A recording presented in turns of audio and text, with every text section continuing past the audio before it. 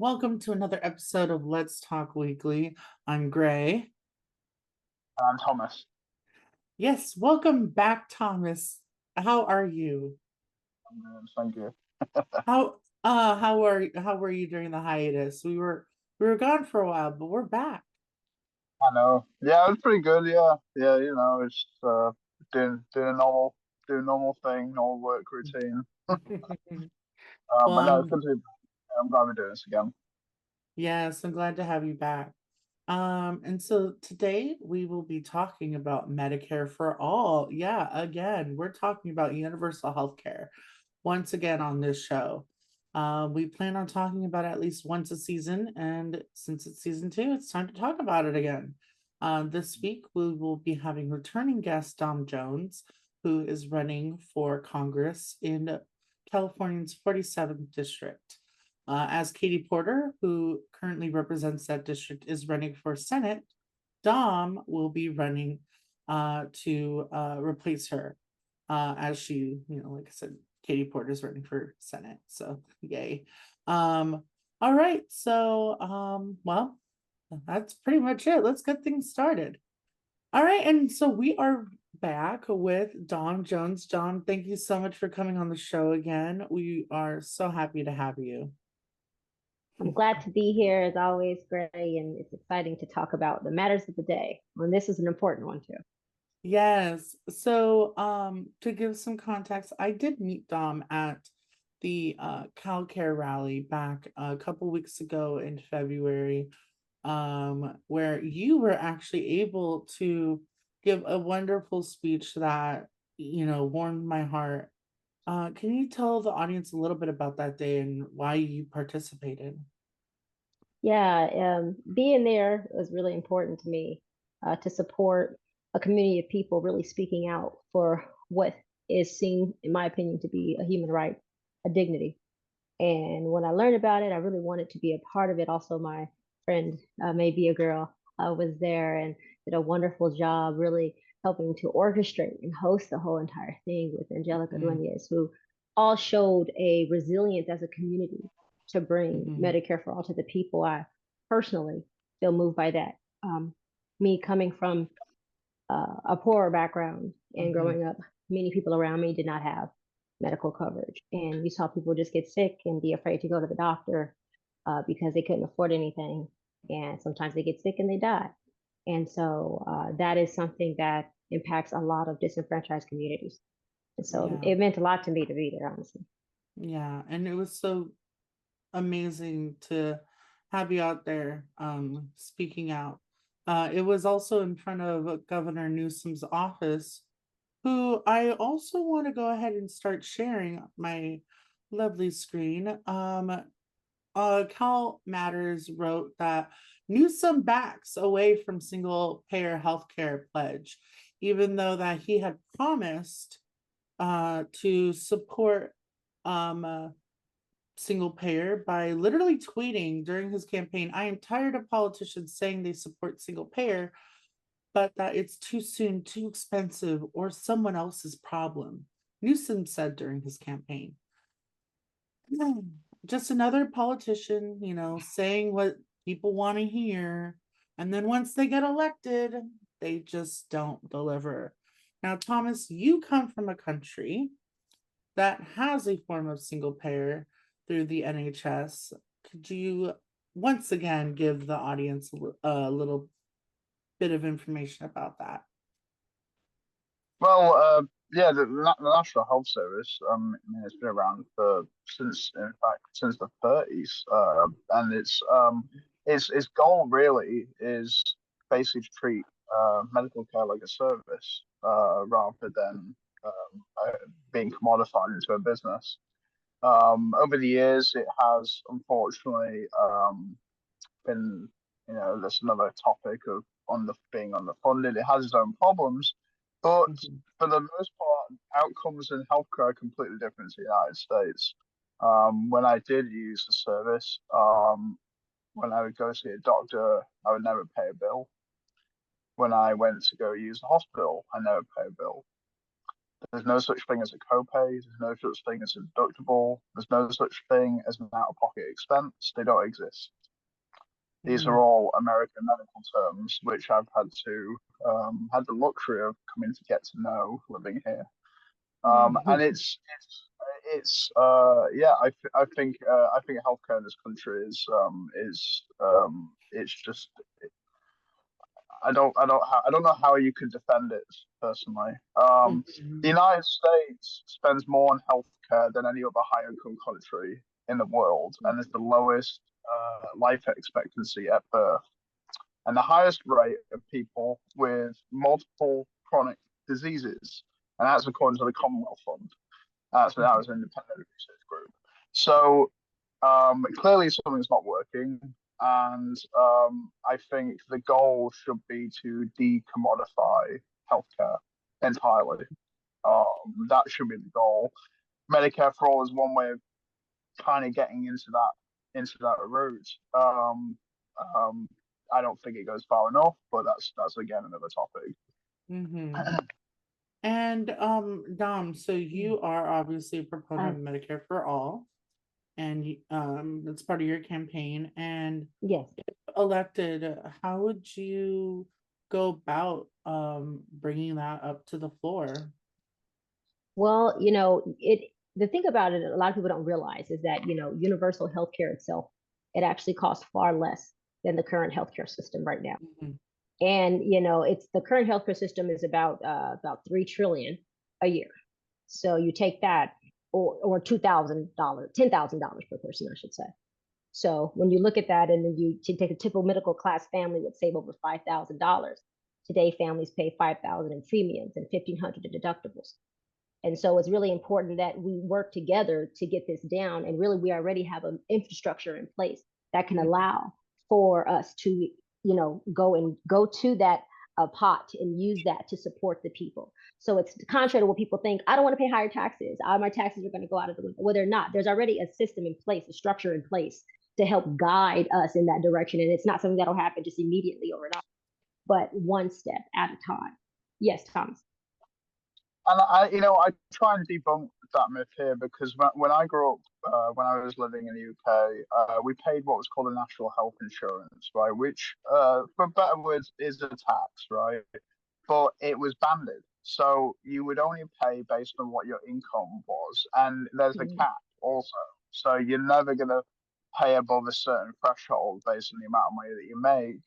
But I actually worked it out. I pay more here through private insurance than I ever did with the National Health Service based on a similar amount of pay. And so you're absolutely right.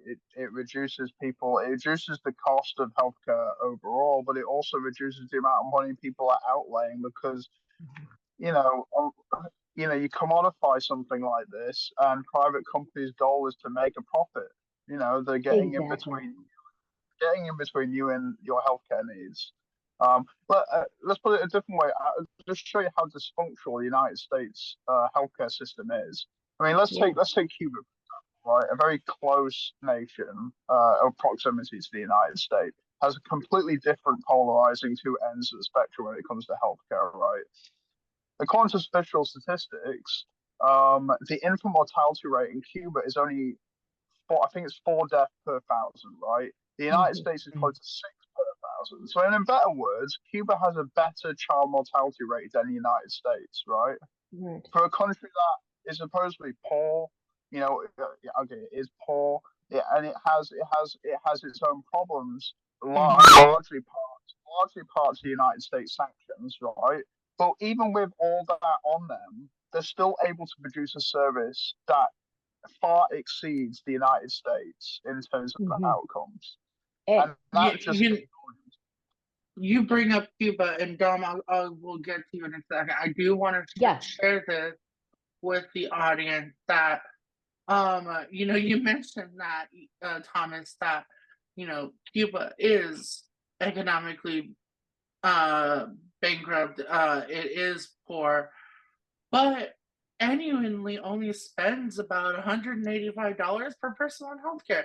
Now, this article is from 2006, but this goes back to we've been talking about this for a very long time. Whereas, people want to say that, oh, universal healthcare has been talked about since 2016, since Bernie ran for president the first time. That's not true.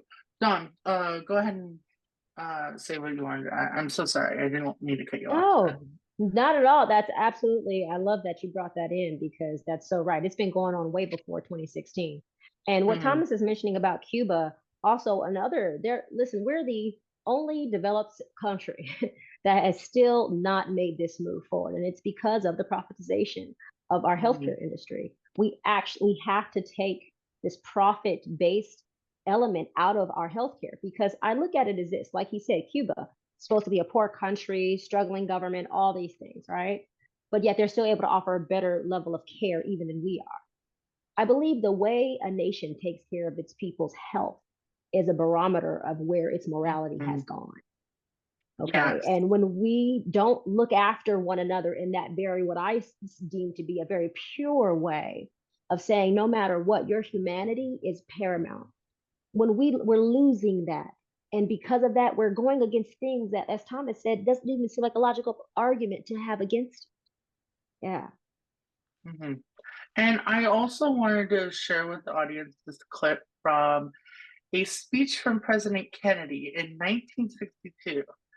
1962. Okay, I'm going to say that year again. 1962. Okay. Just take a look and we will be giving our response. And what they do in England is entirely different.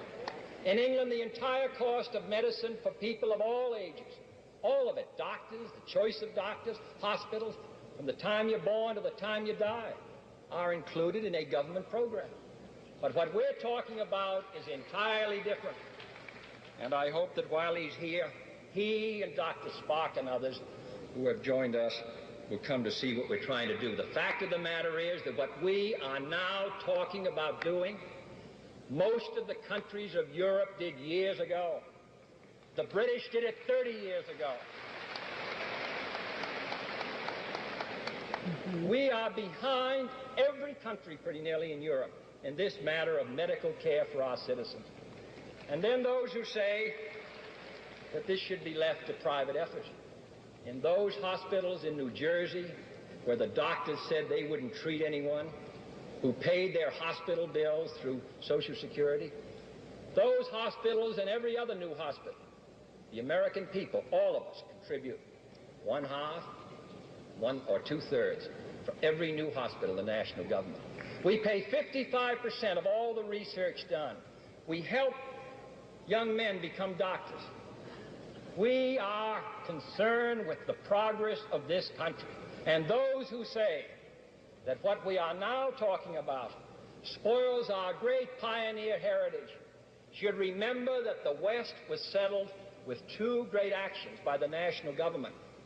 One, in President Lincoln's administration, when he gave a homestead to everyone who went west, and in 1862 he set aside government property to build our land-grant colleges. This cooperation between an alert and progressive citizenry and a progressive government is what has made this country great, and we shall continue as long as we have the opportunity to do so. Oh my gosh, I'm emotional. It sounds like Bernie, if Bernie was from Boston or something like that. Like it sounds very relevant. Amazing. Like I'll say it again. It's from 1962, Yeah, and it's 51 years amazing. ago.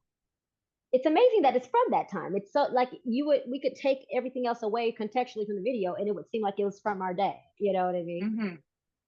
Yeah, and JFK is supposed to be one of the most popular presidents, in modern day, and he is advocating for universal health care, meaning he is more progressive, a president from the 60s, than our current U.S. president.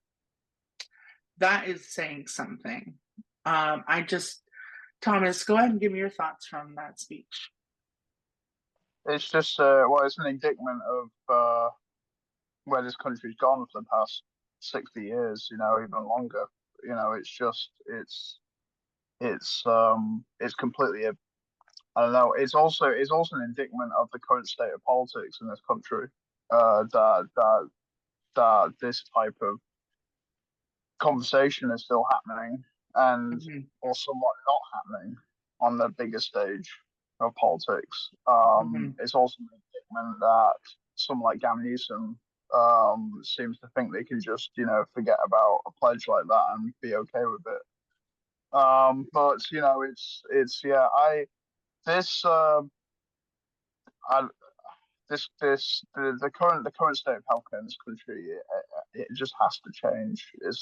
Mhm. It's been like it's going to cause irreparable. I mean, it's already causing irreparable harm, but it's gonna continue to do so.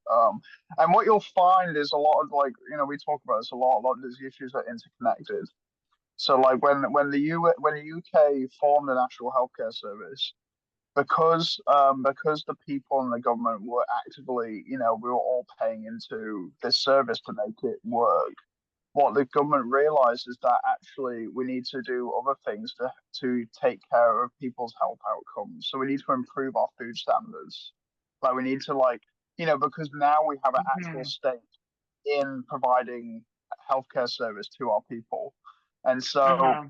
what you'll find is that if America ever, I mean, if it ever does the right thing and contributes to the health and well-being of its citizens, they might be pushed into a situation where they have to actually improve food standards as well, because Mhm. they have to bring down they obviously want to try and bring down the cost of healthcare. So like Yeah. a lot of things are interconnected, and it's just it's getting that initial push over the line and just trying to decommodify, like there's just things in life that just should, housing's one of them, healthcare's one of them. Like these things need to be decommodified because Mhm. it's grotesque. Tom, go ahead.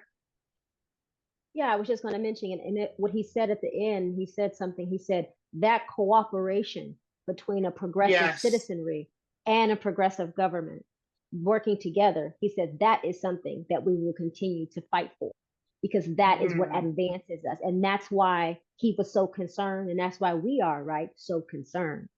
And that progressive citizenry starts on the ground. And it's so important because we have to educate our communities and our neighbors and our counties and our cities and our states on how to have morals that are not bent and based upon fear. That's a very real thing here, and it's a very important part of this discussion. It's Mhm. fear. When fear is exploited, which was done during Donald Trump's presidency, he went in and he exploited people's fears. Okay, and he caused them to act in a way that was not in their best interests.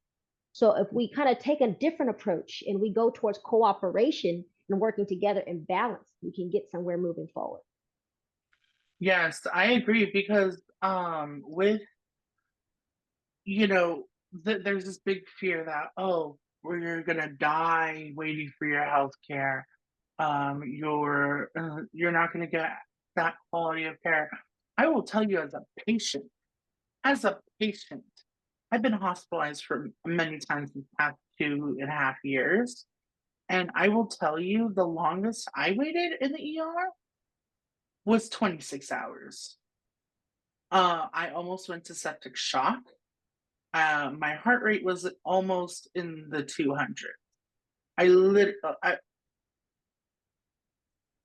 When people say you're gonna die waiting in line for your healthcare, I'm like, well, I almost died waiting for my healthcare. People die waiting for their healthcare. People die because they can't get healthcare, and that I believe it's 68,000 people a year who die for not getting adequate care, for literally just not being able to go to the doctor. Mm-hmm. Sick. Mm-hmm. It's sick. It's disgusting. And honestly, a little genocidal. If you're Right. just gonna let your people die Yes. just because of denying them healthcare, I'm sorry. It literally clearly means that you don't care about your people. You only care about the people who are on top. And you can't say you're, I'm sorry, President Biden, but you can't say you're the president of all people if you're going to let 68,000 people die a year from just not being able to go to the doctor. I said it, and I will always say it. There is one more thing I wanted to add, and it slipped my mind. But does anyone want to say anything else? No, I would. I'm sorry, go on. No, Thomas, go please. No, I was going to say that, you know, when you have, I mean, the amount of people that die per year here just through lack of healthcare. Just you know, I've had this before. You know, coming from a country that came from universal healthcare. You Mm. know, um, like you said, Gray, about the fact that you get this common trope of people waiting in line and like never receiving healthcare. You know, in my country, it, there's actually there's more accountability because the government is required to see any healthcare related case within a 90-day period, right? So you'll never ever wait more than 90 days for a healthcare related issue, right? Because there's an accountability factor with a public run healthcare system, right? With a private healthcare system, you just all you need is money. That's all you need. A lot of money. And if you don't have that money, well, see ya. Good luck. Mm. You You know, know? I remember. Oh, I'm so sorry. There was an audio lag on my end. There was one thing that popped into my head, and it was the setting that between America and Europe. There was no active war happening during World War One and World War Two on our continent. It was in Europe. All the fighting was in Europe. So it makes sense for a universal healthcare system to be implemented on that continent, um, rather than here. You know, at that point, you know, your country is in shambles and people are injured. So it just makes sense for the government to step in and implement a system like that. But here we didn't have that.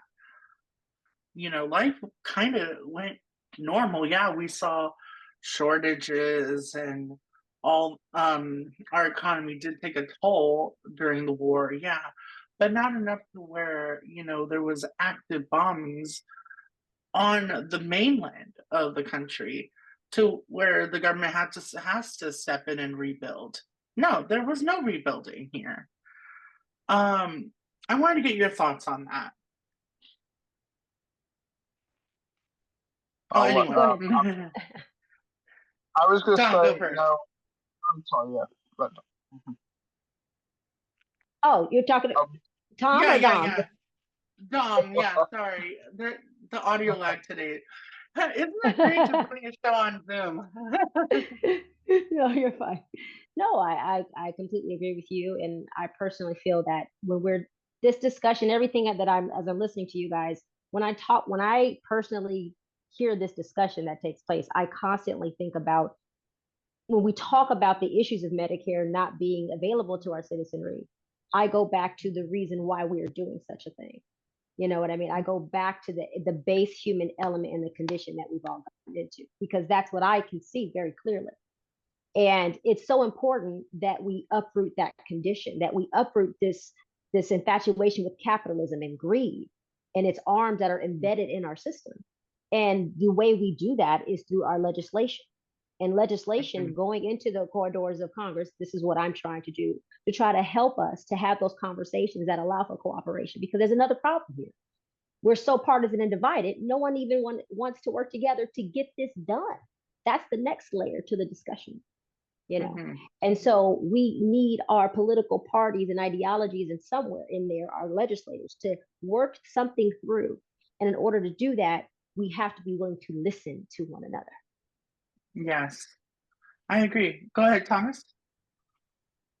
I mean, I brought this up before, and I believe this. I think I discussed this in a past episode, but I brought up the fact about my grandfather was uh, born in an era where the NHS didn't exist.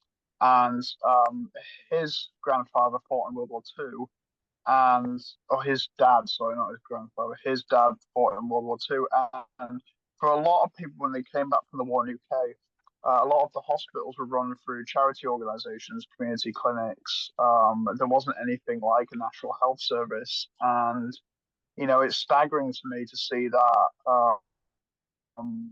If people who are listening don't know, a lot of American hospitals are charity-based organizations. They you can apply for charity at certain hospitals, and America's kind of developed on a system which my grandfather experienced. And so that's how far backwards American healthcare is. That my grandfather was Hmm. basically doing a similar thing to what American patients are doing today. He used to pay a stipend every week to reserve himself a hospital bed just in case he needed it. So that was before the NHS. He'd pay a fee every time he went to see the doctor. Like all these things exist now, and it's because America has allowed the commodification of healthcare just run rampant. I hope coming out of COVID that people start to understand that this is a societal issue, that this affects all of us, that healthcare outcomes affect every single person. Um, and the longer this continues, that's where you get things like distrust. That's why I think the commodification of healthcare is causing serious distrust in the population. It's causing people to not just distrust medical science, medical, just all sorts of things are being caused by the commodification of healthcare. It needs to end. And there's a Hmm. direct correlation between countries that don't have their health care than those who do. For example, our suicide rates are even higher than countries who have Medicare for all and universal health care. Our Hmm. mental wellness rates, I mean, it's through the roof, the way Hmm. what people are going through. It's far worse in other countries that have universal health care. So there's so Yeah. many things that really show us that that's the pathway we should take. Yeah. It really shows, like that, like is like the top one, like 20 happiest countries. We're not on that list, and all those countries have universal health care. Just goes to show a happy country is a healthy country. Imagine that. Um, so that goes to show folks support Medicare for all, support candidates that support Medicare for all. You know, we were very close with CalCare. If it has to go state by state, then I guess that's gonna be it. But that ends our main discussion on the show. Now it's time for our fun topic. All right, so for this fun topic, it is another Am I the Asshole? And this one is Am I the Asshole for accusing my stepdaughter, female 14, of attention seeking while she was in the hospital? Not going well already. So let's go ahead and watch and we'll share our thoughts. For accusing my stepdaughter, F14, of attention seeking while she was in the hospital? I, F35, have been married to my husband, M32, for almost a month now. My husband has a daughter, F14, who attends therapy full time. My stepdaughter and I have always had a rocky relationship. It started declining a month ago when my SD got admitted to a psychiatric hospital. I don't know the details of why my SD attends therapy, but I do know she's been diagnosed with multiple emotional disorders that make her difficult to live with. It's like walking on eggshells in my household due to her emotional stability. Anything can trigger her into a meltdown, and I'm worried it's affecting my children's home life. I am a recovering alcoholic, and so is my husband. We do attend meetings still and both go to regular therapy. We've agreed that a few drinks a night will not hurt us, and so far we've had no issues with my other 3 children. Last month my husband and I had a few more drinks than usual and my SD had an absolute meltdown. She was screaming at both of us, calling us horrible names, before she locked herself in the bathroom. I'm not going to say what happened after that, but you can piece it together. The entire situation was extremely traumatic for me, my husband, and my biological daughter. While my husband and I were recalling what happened to the hospital staff, I let it slip that I personally thought that the whole situation was dramatic and I think my SD was doing it for her father's attention. My husband backed me up on this. Everything seemed fine, but as we were about to have my SD transferred to a psychiatric unit, and a nurse approached us and told us that we were horrible parents for saying that about my SD. My husband and I reported the nurse for saying those things, but my biological daughter keeps telling me that what I said was fucked up. Are they right? Am I the asshole? God. Yeah, Oh boy. yes, Oh, yes, sorry. yes, yes, yes. There's so many layers to this. Like, it was already going bad when they asked that question. Oh Dom, give boy. me your thoughts on this. Oh well, very interesting when you hear that. And at the end of the day, you know what I say? I say the mom is a very reflective and aware person. and, and at least she has the wherewithal and the consciousness to ask the question and inquire. Yeah, That's my well, take. they're alcoholics, and they have the audacity to talk about attention seeking when they're literally drinking and knowing that they're really not supposed to be. I was And going to then, say, my go experience with ahead. alcohol. From my experience with family members being dealing with alcoholism, it's not a good idea to have a one-off. Yeah, it doesn't work like that. Yeah, Yeah. it doesn't. When two other people are saying that, yeah, you fucked up, and one of them's your biological child, Daughter, yeah. look, Um, Well, and it's like she's asking the question, so she like again, she understands. I feel like mm, there's a bit of a stubbornness in there to willingly, you know, I don't see where the wrong is and then do the work to, not cause such, yeah, it amazes me with like when people marry in to pre-made families and make no effort with the stepchildren. Like she clearly made no effort creating a relationship with the stepdaughter because she even stated that she goes to therapy for reasons I don't really understand. If your stepchild is going to therapy or is dealing with mental health issues, you should probably have a good idea why. well, I actually think the biggest asshole in this story is the dad Oh, because absolutely. Mm-hmm. I actually think he's the biggest asshole in this story, not protecting his Hmm. his daughter. But that's just me. Hmm. Yeah, yeah. Well, you're the asshole, I, Carol. love the take, Oh, Thomas. Love the take. yeah, love it. Well, Dom, thank you so much for joining us on another episode of Let's Talk Weekly. Go ahead and shout out your social media once again so our audience can support you. Oh, sure. DomJones.unity, Instagram, domjones.org website, and just stay connected in any way. I'm out there and I'm always advocating for a lot of the fundamentals that I believe are a part of human rights. So, housing for all, Yeah, Medicare for all, equality for all, yes. love for all. And if you also go to Dom's website, my picture's there too. I literally found that out yesterday while going on your website, and I'm like, that's me. So awesome. Well, again, folks, thank you for tuning in. We will see you next week. Bye bye. Bye-bye.